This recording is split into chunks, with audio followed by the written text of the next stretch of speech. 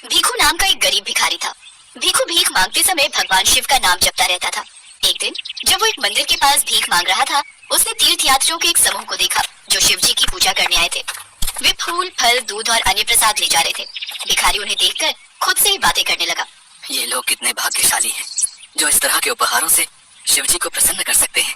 मेरे पास अपनी प्रार्थनाओं के अलावा उन्हें देने के लिए कुछ भी नहीं है, तो क्या वो कभी मुझे आशीर्वाद नहीं देंगे? भीखू के मन में चल रही बातें कैलाश पर्वत पर विराजमान भगवान शिव और देवी पार्वती सुन रहे थे। स्वामी, भीखू आपका बहुत नाम जपता है। इस क्षण भी वो यही सोच रहा है कि वो आपको भेंट में कुछ भी नहीं दे सकता, तो आप उसकी प्रार्थना नहीं सुनेंगे?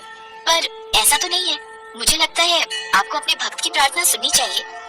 देवी पार्वती, मैं भी चाहता हूँ कि मेरे भक्त हमेशा खुश रहें, सुख समृद्ध रहें, और ये उनके हाथ में है कि वो मेरी पूजा का फल ग्रहण करने के योग्य है भी या नहीं।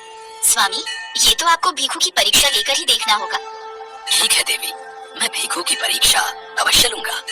अगर वो उसमें उत्तीर्ण हो गया तो उसे सांसारिक जीवन में किसी भी वस्तु की कमी नहीं रहेगी। भगवान शिव भीखू की परीक्षा लेने के लिए भीखू के सामने प्रकट हुए। अपने सामने भगवान शिव को देखकर भीखू हैरान रह गया। भीखू, मैं तुम्हारी भक्ति से प्रसन्न हूँ और तुम्हें वरदान देने आया हूँ। तुम्हें जो भी चाहिए मुझसे मांग लो। कुछ भी भोलेनाथ? हाँ, कुछ भी। धन, वैभव, सुख, समृद्धि, जो भी चाहिए। प्रभु, आप बहुत दयालु हो, उदार हो। मैं इस गरीबी की जिंदगी से तंग आ गया हूँ। मेरे घर परिवार में पत्नी और बच्चे दिन रात भूखे रहते हैं। कभी कभी तो वो पानी पीकर ही सो जाते हैं। मैं भीख मांग मांग कर तंग आ गया हूँ। मैं चाहता हूँ कि मेरे पास इतना धन आ जाए ताकि मैं आराम से जिंदगी व्यतीत कर सकूं। जैसी तुम्हारी इच्छा भीखू, मैं तुम्हें धनवान बना दूंगा। अपनी झोपड़ी में जाओ और तुम्हें वहाँ जमीन के नीचे दबा एक खजाना मिलेगा। लेकिन याद रखना, तुम्हें उस खजाने का आधा हिस्सा मुझे देना होगा। ये मेरे वरदान की शर्त है। ठीक है प्रभु, मैं याद रखूंगा। भीखू ने खजाने की बात सुनकर जल्दी जल्दी भगवान को प्रणाम किया और वहाँ से झोपड़ी की ओर तेजी से भाग गया। भगवान शिव मुस्कुराए और अंतर ध्यान हो गए। भीखू घर पहुँचा और जल्दी जल्दी जमीन को खोदने लगा। अरे क्या हो गया? पागल हो गए हो क्या? एक तो पहले ही टूटी फूटी झोपड़ी है, ऊपर से खोद कर तुम ये जमीन और भी खराब कर रहे हो। आज भीख नहीं मिली तो लगता है पागल हो गए हो। जमीन को तो ऐसे खोद रहे हो जैसे जमीन के नीचे कोई खजाना छिपा है। तूने ये बात तो 16 ने सच कही। जमीन के नीचे खजाना ही है। मुझे भगवान शिव ने दर्शन देकर खुद बताया। ये देखो, कितना बड़ा संदूक। चलो, इसे बाहर निकालने में मेरी मदद करो। अरे, हमारी तो फूटी किस्मत चमक गई। अब ये सारा धन हमारा है।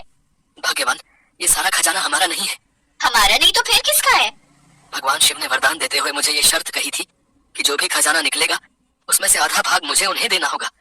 अब इस शर्त के अनुसार इसमें से आधा खजाना भगवान शिव का है। अरे क्या जरूरी है आधा हिस्सा देना? वो तो भोलेनाथ है। थोड़े से सिक्के दे देना मंदिर में। उन्हें क्या पता चलने वाला है कि हमने कितना खजाना निकाला था? तुम भी बड़े सीधे हो। अब जाओ जल्दी से बाजार से बढ़िया बढ़िया सामान ले आओ ताकि हम अच्छे अच्छे पकवान खा सके, बढ़िया कपड़े पहन सके। और मुझे तो ये घर भी बदलना है। इस टूटी फूटी झोपड़ी में रहते हुए मैं तो ऊब गई हूँ। अब मैं सेठानी बनकर रहूंगी और तुम सेठ। हाँ, कह तो तुम ठीक रही हो। ठीक है। भीखू के मन में लालच और बेईमानी आ गई। उसने मंदिर जाकर शिव जी की मूर्ति पर कुछ सिक्के चढ़ाने का फैसला किया। वो मंदिर पहुंचा और शिव जी के चरणों में कुछ सिक्के रख दिए। भीखू महादेव के चरणों में सिक्के चढ़ाकर घर लौटा तो उसकी पत्नी सिर पर हाथ धरे बैठी थी। क्या हुआ भाग्यवान? तुम सिर पर हाथ रखकर क्यों बैठी हो? तुम्हें पता है ना अंदर संदूक रखा है। कोई उसमें से धन चुरा कर ले गया तो? कोई क्या ही धन चुराएगा? मैंने जैसे ही संदूक को खोला तो उसमें से सारा खजाना कंकड़ पत्थर बन गया। क्या खजाना कंकड़ पत्थर बन गया? हटो तो देखो जरा। भीखू देखता है संदूक में सचमुच खजाने की जगह कंकड़ पत्थर भरे हुए हैं। हे महादेव, पहले इतना सारा खजाना देकर मुझे क्या क्या सपने दिखा दिए, इतनी खुशी दे दी और अब फिर से वो खुशी वापस ले ली।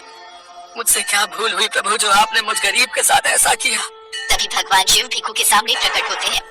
भीखू, तुमने मेरी शर्त को पूरा नहीं किया।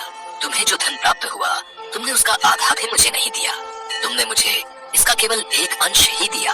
तुमने मुझे धोखा दिया है और अपना वादा तोड़ दिया। तुमने जितना दिया था उससे अधिक अपने पास रखा। तुमने सबसे अच्छे और सबसे मूल्यवान सिक्के अपने लिए रख लिए और मुझे सबसे कम और सबसे कम मूल्यवान सिक्के दिए। तुम धन के लालच में आकर अपने वचन से हट गए और तुम्हारे मन में बेईमानी उत्पन्न हो गई। इसीलिए मैंने तुमसे सारा धन वापस ले लिया। हे प्रभु, कृपा करके मुझे क्षमा कर। मेरे मन में लालच आ गया था प्रभु। प्रभु, मैंने ही नहीं ऐसा करने के लिए कहा। सच तो ये है कि असली गुनहगार मैं हूँ। हमें क्षमा कर दीजिए प्रभु। मुझ मुझे लगा कि आप तो भगवान हैं, आप हमें दिखाई नहीं देंगे, इसीलिए हम आपको थोड़ा ही जो चढ़ा दे तो आप हमें कुछ नहीं कहोगे। नहीं, ये तुम्हारा भ्रम है। तुम कब क्या करते हो, क्या नहीं करते, इस बात का मुझे सदैव ज्ञान रहता है। भीखू, मैं तो तुम्हारी परीक्षा ले रहा था। अब मैं तुम्हें एक मौका और देता हूँ। अपने खजाने में से आधा भाग तुम्हें मुझे देना होगा। हाँ हाँ प्रभु, मैं आपको अवश्य दूंगा। आप वो आधा भाग ले लीजिए। भीखू, मेरे रूप में वो खजाना तुम गरीब और जरूरतमंद लोगों में बांट दो। वो खजाना मुझ तक पहुंच जाएगा। मैं तो सदैव अपने भक्तों के हृदय में वास करता हूँ। वही मेरे असली रूप है। वो देखो, संदूक में खजाना फिर से भर गया है। अब इसमें से अपने हिस्से का रखकर बाकी गरीबों में बांट दो। जो आ गया प्रभु, मैं ऐसा ही करूंगा प्रभु। जय हो प्रभु, जय भोलेनाथ, जय भोलेनाथ। शिव जी अंतर ध्यान हो गए। भीखू को अपनी गलती का एहसास हो गया और उसकी जिंदगी से गरीबी के दिन दूर हो गए और वो अपने परिवार के साथ सुख से जीवन व्यतीत करने लगा।